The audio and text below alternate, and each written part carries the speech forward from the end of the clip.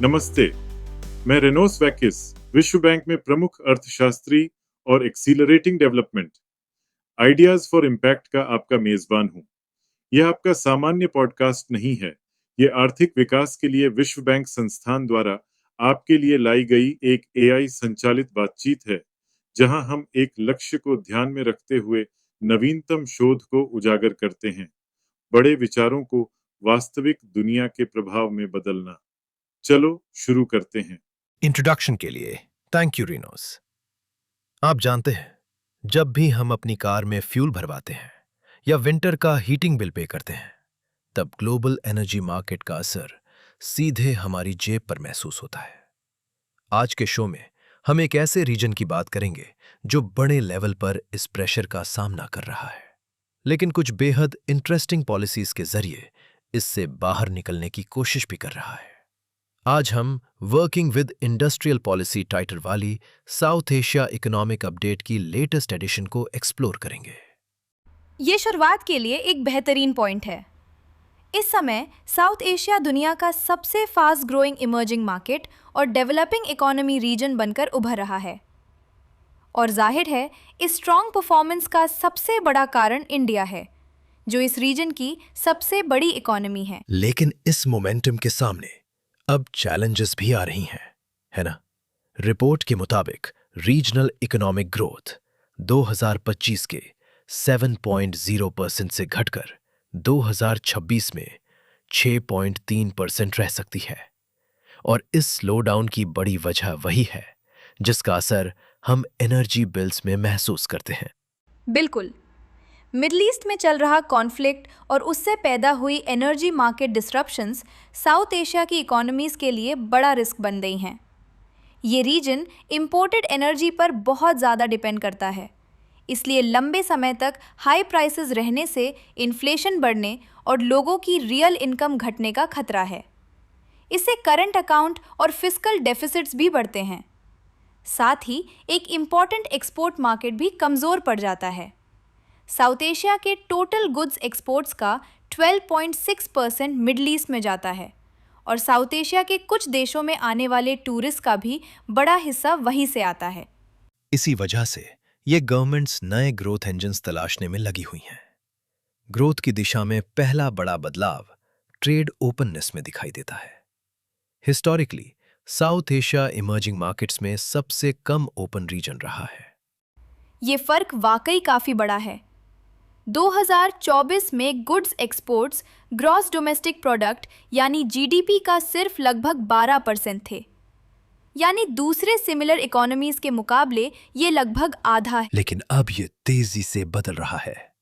India ने हाल ही में यूनाइटेड किंगडम और यूरोपियन यूनियन के साथ comprehensive free trade agreements sign किए हैं।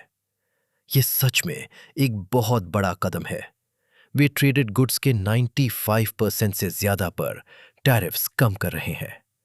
इससे इंडिया की डोमेस्टिक कंपनीज को दुनिया की लगभग 1/3 इकोनॉमी तक प्रेफरेंशियल मार्केट एक्सेस लगभग 2 गुना मिल जाएगा। और श्रीलंका भी इस दिशा में बड़े कदम उठा रहा है।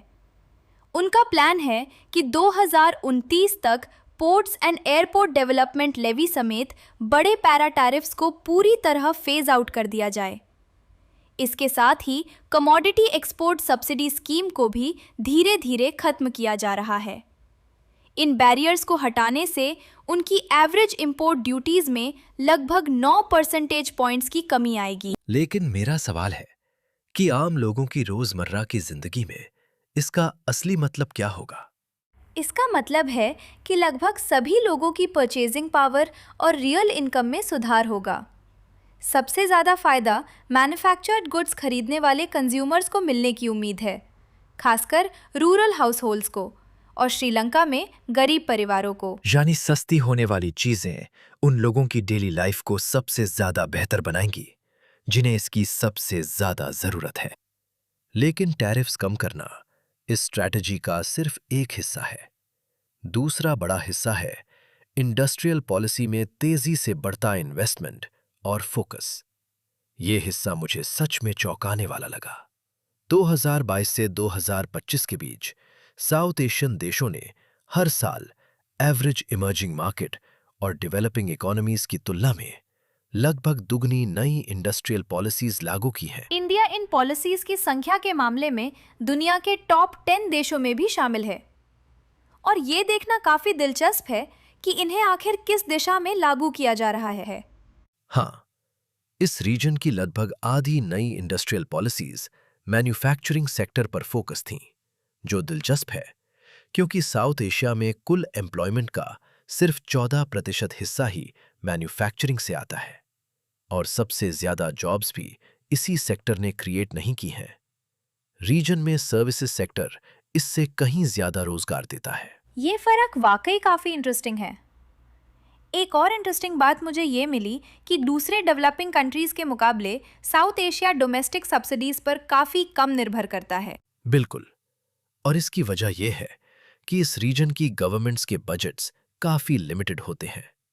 इसलिए इंडिया पब्लिक प्रोक्योरमेंट पर ज्यादा भरोसा करता है, जो उसकी इंडस्ट्रियल पॉलिसीज का लगभग 25% हिस्सा है। वहीं बाकी रीजन ट्रेड रिलेटेड मेजर्स पर ज्यादा निर्भर करते हैं। साउथ एशिया की नई प्रोटेक्टिव पॉलिसीज में लगभग 25% हिस्सा इंपोर्ट रिस्ट्रिक्शंस का है। गवर्नमेंट या डेवलपमेंट सेक्टर में काम करने वाले हमारे कई व्यूअर्स इन चैलेंजेस को तुरंत पहचान जाएंगे और ये देखना हमेशा दिलचस्प होता है कि प्रोटेक्टिव मेजर्स में ग्राउंड लेवल पर काम करते भी हैं या नहीं। दरअसल साउथ एशिया का ट्रैक रिकॉर्ड मिला जुला रहा है। इंपोर्ट रिस्ट्रिक्शंस लागू होने के बाद सेक्टोरल इंपोर्ट्स में स्टैटिस्टिकली सिग्निफिकेंट गिरावट देखी गई, यानी फॉरेन गुड्स को बाहर रखने में ये पॉलिसीज सफल रहीं। लेकिन डोमेस्टिक सब्सिडीज जैसे एक्सपोर्ट प्रमोटिंग मेजर्स एक्सपोर्ट्स में स्टैटिस्टिकली सिग्निफिकेंट बढ़त नहीं ला सके। इसकी एक वजह यह हो सकती है कि इंपोर्ट्स को रोकना एक एडमिनिस्ट्रेटिव एक्शन है, लेकिन लोकल फर्म्स को ग्लोबल लेवल पर compete करने लायक बनाना कहीं ज्यादा मुश्किल काम है। और आर्टिफिशियल इंटेलिजेंस के आने से ये स्थिति और भी जटिल होती जा रही है। अब हमें ग्लोबल वैल्यू चेन्स पर AI के इम्पैक्ट की भी बात करनी होगी। रिपोर्ट के मुताबिक जिन फर्म्स का AI एक्सपोजर ज्यादा था, उनमें हायरिंग उन फर्म्स की तुलना में कम हुई जिनका AI एक्सपोजर कम था। और मल्टीनेशनल एफिलिएट्स में लगभग 3.2% की हायरिंग डिक्लाइन भी देखने को मिली। जरा सोचिए, एक लोकल बिजनेस किसी फॉरेन कंपनी को सर्विसेज देता है। अगर वो फॉरेन कंपनी AI अपनाती है तो उसका असर तुरंत उस लोकल सप्लायर पर पड़ता है। यही क्रॉस बॉर्डर स्पिलओवर इफेक्ट कहलाता है। जिन साउथ एशियन सप्लायर्स के फॉरेन बायर्स का AI एक्सपोजर ज़्यादा था, उनमें कम AI एक्सपोजर वाली फर्म्स की तुलना में हायरिंग में 10% की गिरावट देखी गई। ऑटोमेटेबल बिजनेस फंक्शंस की डिमांड में 10% की गिरावट सच में बहुत बड़ी है।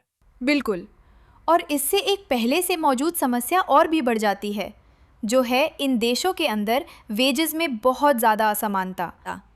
जी हाँ, यानी अलग अलग रीजन्स के बीच वेज डिफरेंसेस। रिपोर्ट बताती है कि बड़े देशों में एजुकेशन जैसी worker characteristics in wage differences का सिर्फ लगभग 5वां हिस्सा ही एक्सप्लेन करती हैं, यानी बाकी वेज प्रीमियम काफ़ी हद तक लोकेशन पर डिपेंड करता है।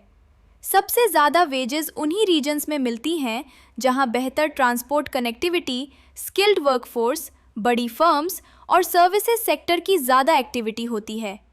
यानी ये पूरा साइकिल खुद को लगातार मजबूत करता रहता है। अच्छा इंफ्रास्ट्रक्चर बड़ी फर्म्स को आकर्षित करता है, बड़ी फर्म्स बेहतर वेजेस देती हैं और फिर वही ज़्यादा स्किल्ड वर्कर्स को अपनी ओर खींच लेती हैं। बिल्कुल, और यहीं से हम सॉल्यूशंस की बात करते हैं।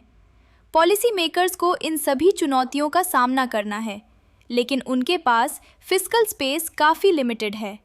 रीजन में टैक्स रेवेन्यू इमर्जिंग मार्केट्स के एवरेज से कम है और डेट का स्तर भी ऊंचा है। इसलिए वे सिर्फ ज़्यादा पैसा खर्च करके इस समस्या का समाधान नहीं कर सकते।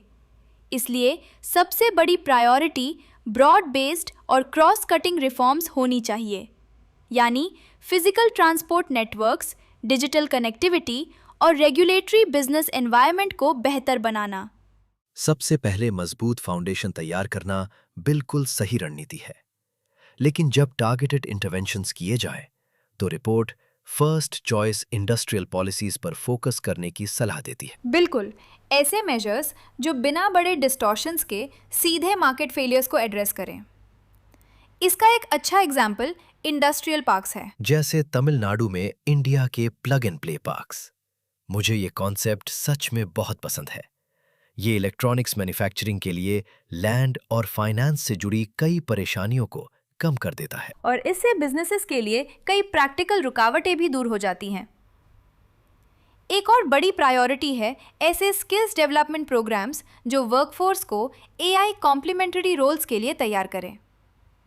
और आखिर में मार्केट एक्सेस और क्वालिटी इंफ्रास्ट्रक्चर, यानी फर्म्स को स्टैंडर्डाइजेशन और एक्रेडिटेशन रिक्वायरमेंट्स पूरी करने में मदद देना, ताकि वे एक्सपोर्ट कम्पिटिटिवनेस बढ़ा सकें। सच में ऐसा लगता है कि साउथ एशिया एक टर्निंग पॉइंट पर खड़ा है, जहां वो क्लोज्ड मार्केट से निकलकर ओपन ट्रेड और हाईली स्ट्रेटेजिक इन्वेस्टमेंट्स की ओर बढ़ रहा है। बिल्कुल बिल्कुल। जब हम ट्रेड फिगर्स और एआई डेटा से थोड़ा पीछे हटकर बड़ी तस्वीर देखते हैं तो भविष्य काफ़ी उम्मीद भरा दिखाई देता है। अगर गवर्नमेंट्स अपने लिमिटेड रिसोर्सेज का सही इस्तेमाल करके मजबूत फिजिकल और डिजिटल इंफ्रास्ट्रक्चर बनाती हैं तो वे एक्सटर्नल एनर्जी शॉक्स जैसी चुनौतियों से उबर सकती हैं। असली एम ऐसा मजबूत एनवायरनमेंट तैयार करना है जहां रोजमर्रा के बिजनेसेस के पास ग्लोबल स्टेज पर सफल होने के लिए जरूरी टूल्स मौजूद हों। ओवर टू यू रेनोस। हमसे जुड़ने के लिए आपका बहुत बहुत धन्यवाद। आप हमारी वेबसाइट पर जाकर पूरा रिपोर्ट पढ़ सकते हैं। लिंक डिस्क्रिप्शन में दिया गया है। अपकमिंग एपिसोड्स की जानकारी सबसे पहले पाने के लिए जरूर सब्सक्राइब करें। और जाने से पहले इस एपिसोड के बाद आप क्या अलग करने जा रहे हैं, हमें जानकर खुशी होगी कि आपने क्या सीखा, उसे आप कैसे प्रैक्टिस में लाने वाले हैं और आगे आप किन टॉपिक्स पर हमारी बात सुनना चाहेंगे। हमें आपसे जानना अच्छा लगेगा।